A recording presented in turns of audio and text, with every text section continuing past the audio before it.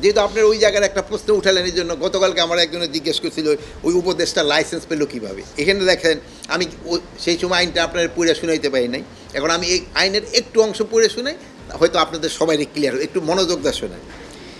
নিম্নে বর্ণিত পদধারী ব্যক্তিবর্গের লাইসেন্স প্রাপ্তির জন্য নির্ধারিত আয়কর পরিশোধের বাধ্যবাধকতা থাকবে না। এরা হলো স্পিকার, ডেপুটি স্পিকার, মন্ত্রী, প্রতিমন্ত্রী, উপমন্ত্রী, সমপর্যায়ে সম্পন্ন ব্যক্তিবর্গ, সংসদ সদস্য, সিটি কর্পোরেশন মেয়র অবলিক ক শ্রেণী পৌরসভার মেয়র, জেলা পরিষদের প্রশাসক, উপজেলা পরিষদের চেয়ারম্যান, বিচারপতিবৃন্দ, সরকারি গেজেটে বিজ্ঞপ্তি সনদপ্রাপ্ত মুক্তিযোদ্ধা, জাতীয় বেতন স্কেলে ষষ্ঠ ও তদূর্ধ্ব গ্রেডভুক্ত কর্মরত অবসরপ্রাপ্ত সরকারি কর্মকর্তা, সামরিক বাহিনীতে কমিশনপ্রাপ্ত প্রথম শ্রেণী কর্মরত অবসরপ্রাপ্ত কর্মকর্তা, চলমান জাতীয় দলের শুটার যথাযথ কর্তৃপক্ষ কর্তৃক প্রত্যায়িত হবে।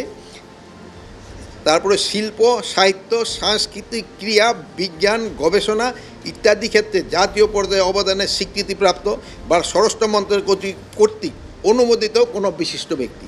এদের কিন্তু ওই দিন লাগবে না। আর একটু শেষ করি, ওটা বলবে উপনিষেধে 32(1) এর ক, খ, গ যবর্ণিত ব্যক্তিদের ক্ষেত্রে বয়সের বাধ্যবাধকতাও থাকবে না। আপনারা আমার এই দুইটা প্রশ্নই করছিলেন, এই দুটোটা প্রশ্নে আমি উত্তর দিয়ে দিলাম।